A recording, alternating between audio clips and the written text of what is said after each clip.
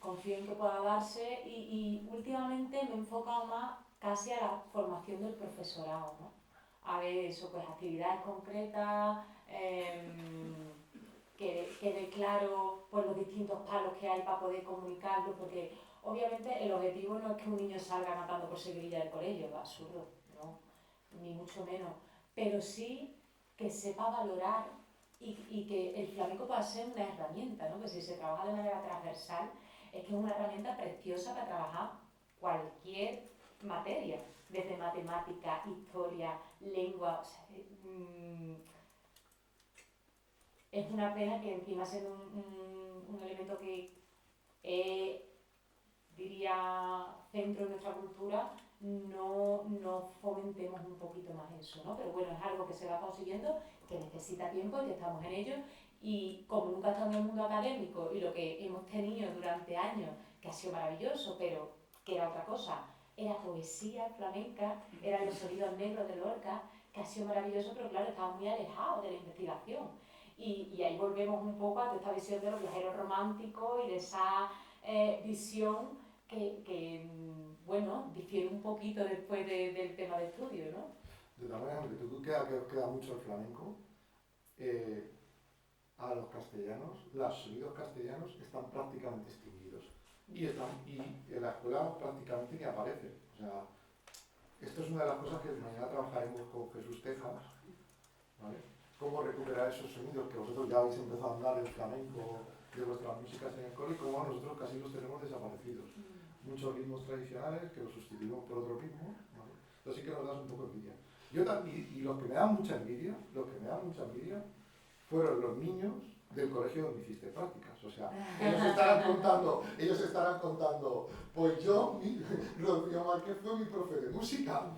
¿No? Cuéntanos cómo fue tu experiencia con las prácticas. Pues mira, fue una experiencia preciosa. ¿Te enseñabas la flauta? No, la flauta la quité del medio entero como a uno.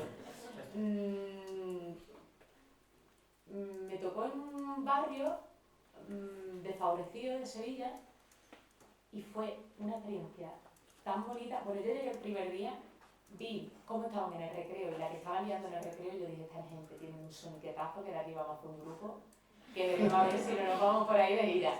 Porque claro, estaban pasados, o sea, tú lo veías con las palmas, hacían sus patadillas, o sea, muy llamativa, que eso es algo que a lo mejor en otro barrio más hola que tal no te lo encuentras. Claro, porque cada sitio tiene lo suyo. El primer día, claro, todo esto tenía muchos problemas de conducta. Recuerdo que el primer día hubo un chiquillo que directamente decidió hacer pis en la papelera en medio de la clase. Claro, yo tenía la sensación de que esto se me va de las manos seguro.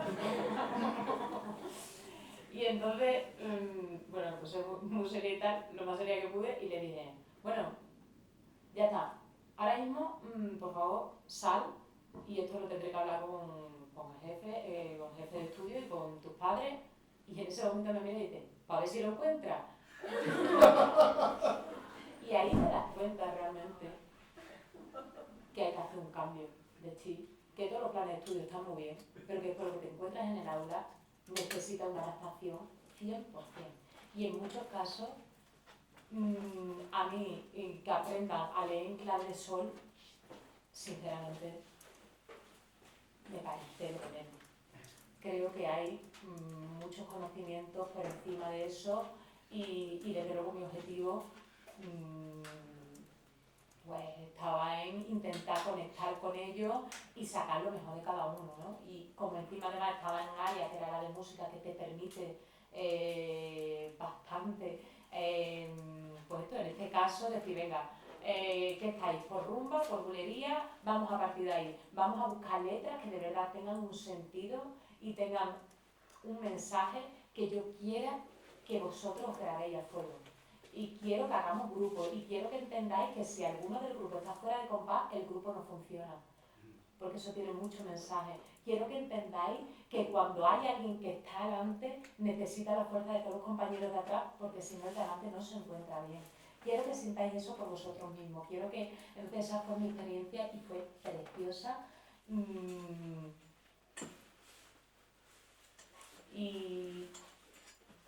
me encantaría que realmente se dieran estos procesos de una manera más habitual en el aula, porque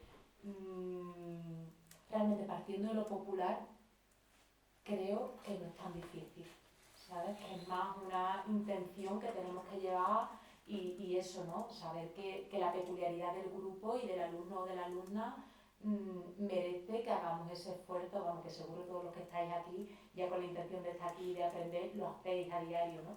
Pero ese fue mi aprendizaje en ese momento. Bueno, la escuela es que ha tenido un afán uniformador desde la época de la Ilustración, en ciertos momentos, y se ha olvidado y ha marginalizado un poco a la cultura tradicional. Yo creo que esto también está cambiando y hay una lucha ahí constante por el tema. También hay una reconsideración Sí. de la cultura tradicional, porque supongo que el flamenco no tiene la misma consideración ahora que la que tenía en su momento, ¿no? Para nada. Pues mira, mi abuelo tenía una taberna en Huelva. La típica taberna, por ejemplo, la taberna de mi abuelo solo entraba hombre. Y yo recuerdo que quería ir y era como... No. Cuando yo dije que iba a cantar flamenco, en mi casa fue como jarro de agua fría, ¿no? Fue como... Y de hecho me intentaron apuntar todas las cosas del mundo a ver si yo me enganchaba a otra cosa. Me apuntaron a baile, me apuntaron a piano, me apuntaron a teatro, me apuntaron a un montón de cosas porque no, es como que no terminaban de ver. Supongo que también por todo lo que había vivido mi abuelo en la taberna y por la imagen que tenía el flamenco, ¿no? Que claro, ya es otra película, pero que en aquel momento pues estábamos relacionados con el trasnocheo, incluso con la prostitución. Entonces, bueno, pues de primera chocaba mucho con una niña de 6 7 años que dijera que yo quiero cantar flamenco. Y ahora ya es otra. El momento en el que nos encontramos no tiene nada que ver y de hecho no creo que solo podamos decir esto hablando del flamenco, sino de cualquier música popular. Si pensamos a nivel nacional, lo hablábamos ayer, ¿no? En Asturias, Rodrigo Cueva o los hermanos Cuberos, o sea, gente que de repente está cogiendo la música popular y la está llevando a otro sitio y la está posicionando. Hemos estado muchos años como mirando para afuera, como con esa ansia de nutrirnos de lo de fuera y viendo todo lo de fuera más cool que lo nuestro, y ahora de repente nos hemos dado cuenta que es que lo nuestro vale muchísimo y que de repente no es solo porque sea seña de identidad, sino por lo que nos aporta a nosotros, por lo que nos enriquece y que cuando de repente lo compartes fuera, la gente flipa.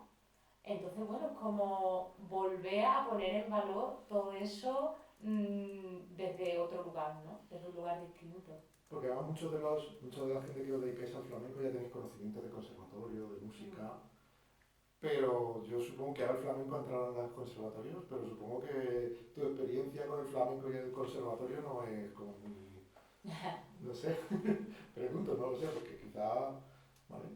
Sí. No existía la especialidad del flamenco. Claro, cuando yo, por ejemplo, quise entrar, yo al final hice piano, pero porque el canto lo que había era lírico. Yo me preparé la prueba de acceso, pero cuando acabó la prueba, me fue bien, pues cuando acabó la prueba, me preguntó, pero tú normalmente qué es lo que cantas. Entonces yo le dije, flamenco. Ah, ¿me puedes cantar? Y le canté una saeta. Y entonces me dijo, tú sabes, tendrías que dejar de cantar esto para poder cuidar tu voz y cantar lírico. Entonces en ese momento fue como decir, bueno, pues voy a hacer piano.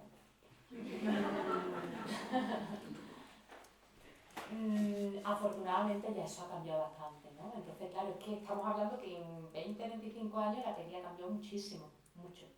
Y ahora mismo hay un debate abierto enorme en el mundo del flamenco sobre el tema de cómo meter en el mundo académico el flamenco. Y hay muchas voces en contra. Y realmente también lleva razón. O sea, yo veo todas las partes y me parece que cada uno lleva razón, porque obviamente la parte que defiende que esté metida pues, en los conservatorios, en las universidades, claro, lo que te dice es, ahora mismo ya las tabernas o otros entornos, otras fiestas que antes se daban de manera natural, ahora ya no se dan como tal, o se dan de una manera mucho menor.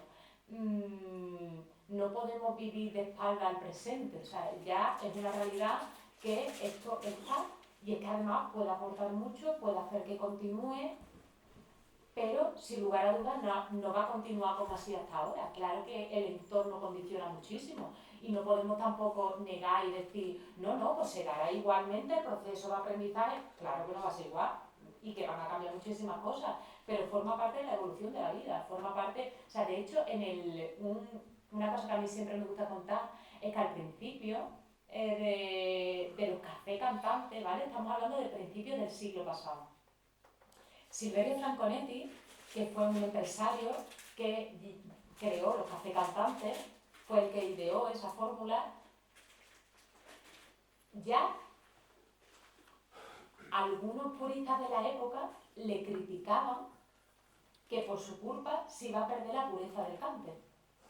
Por culpa de Silverio Franconetti, que ha metido el cante, los cafés cantantes y lo ha profesionalizado y tal, se pierde, se va a perder la pureza del cante.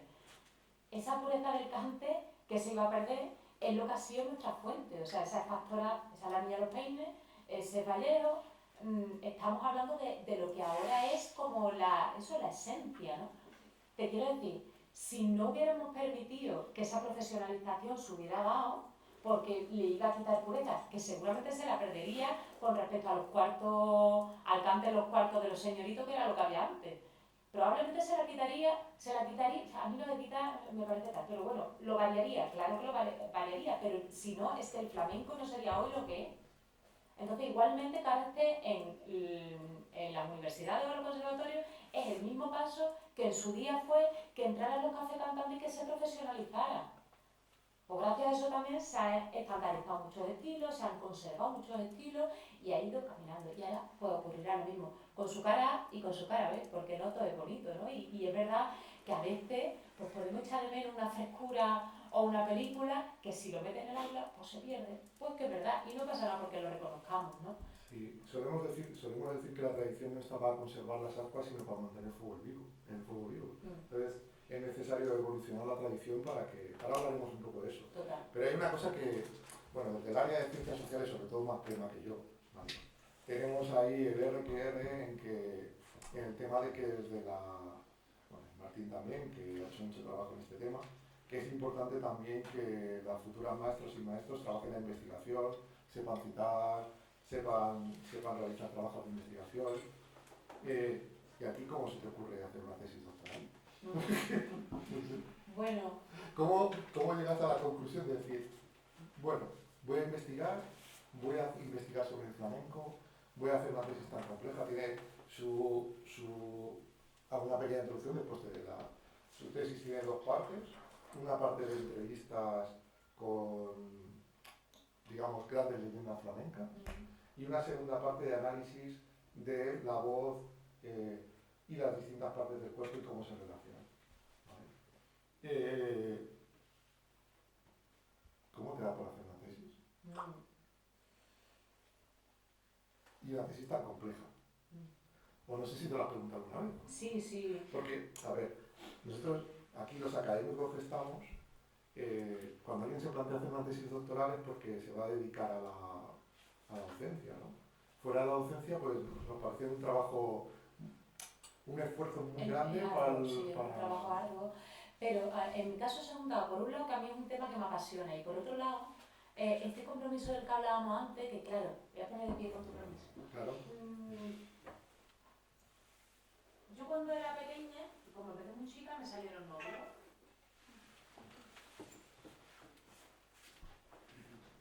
Y cuando pude estudiar el tema de la dentadura en el flamenco, fue también como decir, qué bien me hubiera venido que alguien me hubiera explicado cómo funciona esto de la técnica vocal en el flamenco. Es que no hay nada escrito, es que de repente en el conservatorio tienen que coger el programa de estudio, el currículum de la gente de clásico, porque no hay de flamenco. Entonces, es que estamos en un estado tan embrionario, aunque desde fuera se pueda percibir como ya más avanzado y tal, pero la realidad es que todavía hay muchos puntos en los que no hemos investigado.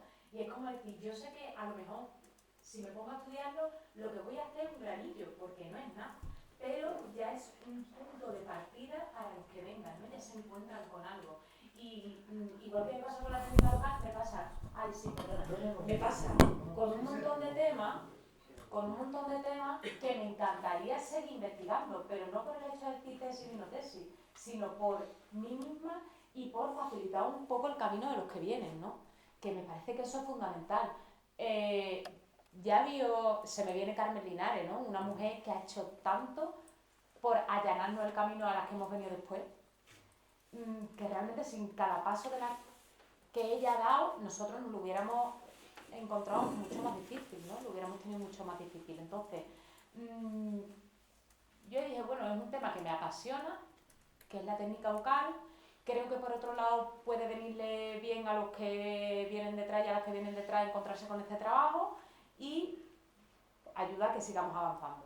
Mi teoría, ¿cuál era? Os la voy a resumir mucho, esto me apasiona, así que si me pongo pesada me hacéis así y ya está. Sí, a ti no te van a cortar nunca. Y si yo te corto después me van a echar el burro, así que no te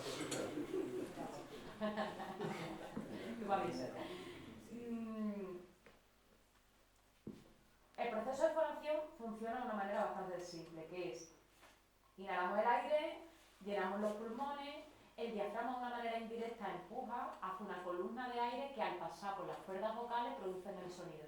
Pero ese sonido no es el que estamos escuchando fuera. El sonido que nosotros escuchamos fuera depende de cómo ese aire se proyecta en los resonadores que tenemos en la cabeza.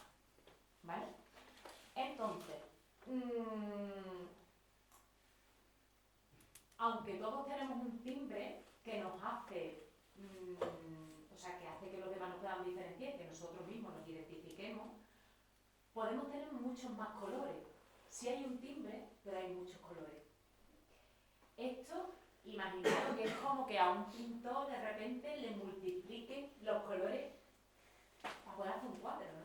O sea, a mí como cantadora, lo que había hasta este momento, lo que se había estudiado en la voz flamenca era como decir, vale, existen tipos de voces. La voz afillada, la voz laína, la voz que esto ya se había escrito, la primera vez que se escribió fue El mundo y forma del cante flamenco, que el libro que escribe Antonio Mairena con Molina, que es como la Biblia, ¿no? De lo más ortodoxo y la Biblia del cante. Y es maravilloso porque ya ahí están poniendo el foco en la voz flamenca que hasta el momento no se había puesto. Pero claro, yo como cantadora leo eso y digo, ¿y ahora con esto qué hago? ¿Vale? Tú dices, pues de todo lo que viene aquí, de la tipificación esta, si yo me tengo que ver en algún lado, venga, pues la laína. Creo que es lo que tiene más que ver conmigo. ¿Y qué hago? Porque me limita más que me ayuda o más que me da opciones, ¿no? Entonces, el enfoque que yo quería dar es, más allá del timbre que tengo, que cada uno tiene el suyo de una manera innata, que podemos trabajar con todo esto que hablamos de los distintos resonadores para que la paleta se amplíe lo máximo posible.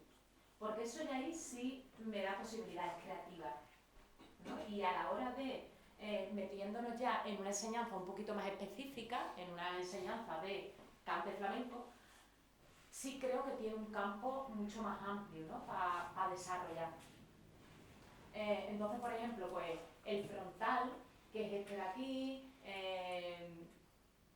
el etmoidal, esfenoidal, bueno, son cosas muy técnicas que no me voy a enredar por ahí, pero realmente es muy llamativo, ¿no? Porque, este sonido más pequeñito, madre del guate que vengo, madre del guate que vengo, toda llena de ternura, pero de cosas que traigo me lastima la cintura. Esto es una guajira. Estoy ahora mismo en un frontal, estoy ahora mismo en un sonido pequeño, afinadito, con gusto, pero que no tiene mucho volumen, ¿no? Si, por ejemplo, quiero conseguir más proyección, más volumen, de Mairena. Aquí ya estoy en otro resonador, es otro color totalmente diferente, no tiene nada que ver.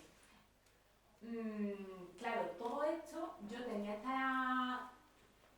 esta hipótesis en mi cabeza, pero lo que intenté fue contrastarlo con otros compañeros y buscar, realmente investigarlo, ¿no? Por eso hice las entrevistas, que ahora si quiere hablamos de ellas, por eso también me metí en una máquina de resonancia, cuando te hacen una resonancia en el hospital, pero claro, la primera que hice, que era una máquina normal, no funcionó. porque si te mueves, pues ya no funciona, porque la imagen ya no sale nítida.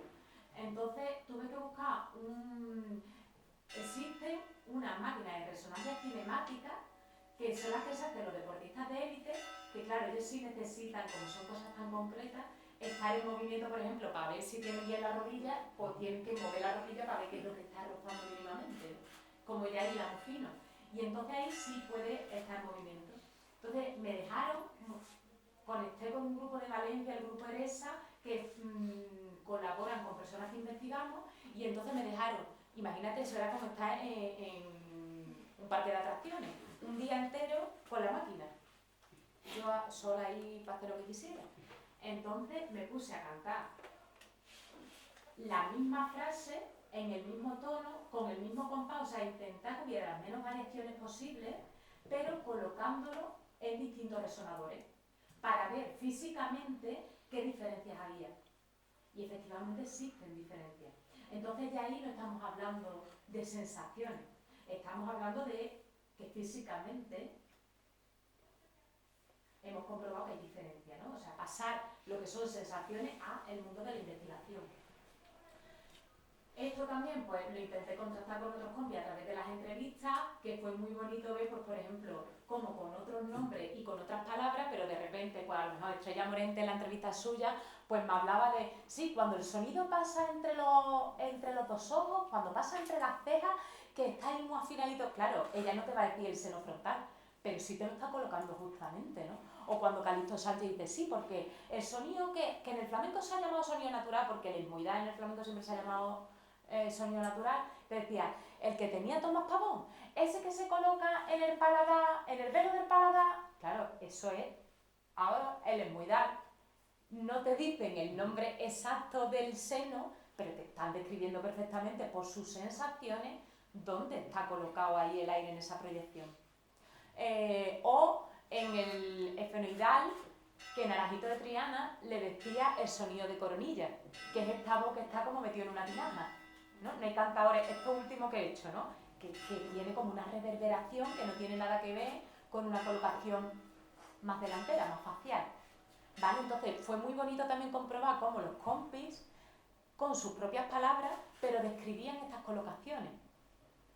Y también analizando el sonido, que eso fue a través de un programa que hicieron en la gente de matemáticas de la Universidad de Sevilla, se inventaron un programa muy guay que lo que hacían era analizar el sonido y convertir en imagen el sonido. Entonces ahí también se veían las diferencias, igual que en la resonancia cinemática, ¿no?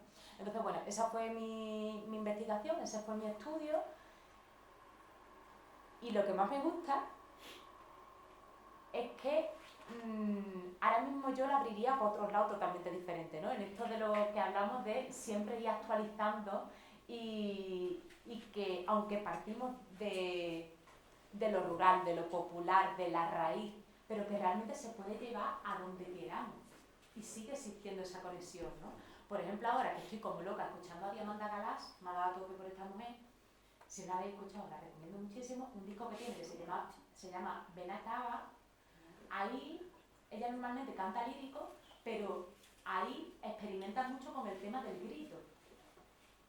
Claro, yo pensaba, si el flamenco siempre lo hemos vendido como el lamento, ¿no? El grito del pueblo, la queja, todo esto, ¿cómo es posible que no hayamos desarrollado en una versión contemporánea un grito?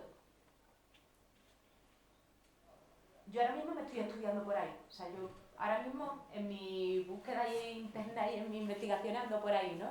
Y ando viendo cómo no lastimarme, por ejemplo, técnicamente, con un grito, que tú dices...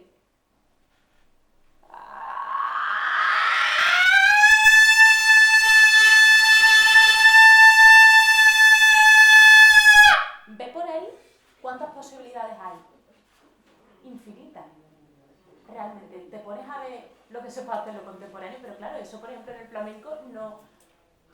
Todavía podemos decir, porque estoy segura, y escucho al de Elche y digo, estamos a esto, nos queda nada.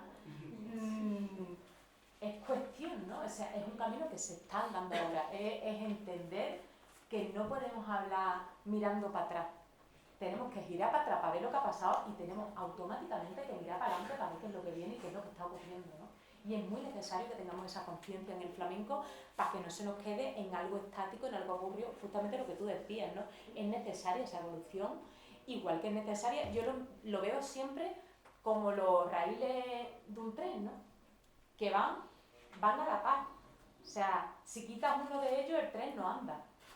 Por un lado está una visión más tradicional de conocer todos los estilos, de saber que esa soleá es la de Cádiz, la de Alcalá, o la de Triana, o la de Córdoba, de que ese fandango es el del Gloria o el del Niño, en fin, lo que sea. Y por otro lado, otra versión, o sea, otra línea experimental, más vanguardista, contemporánea, que permite, ¿no? esa búsqueda permanente y ese punto vivo que tenemos que tener, pues, y no, por definición lo que no está vivo está muerto, así que es lo necesario, ¿no? Para que se vaya dando este camino. Me he enreado, o sea, esta pregunta me he enreado un montón.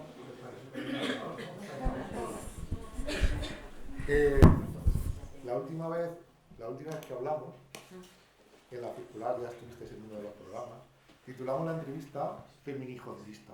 No sé. Porque... pero eso porque me dieron caña con eso, ¿no? Sí. Y feminijondista.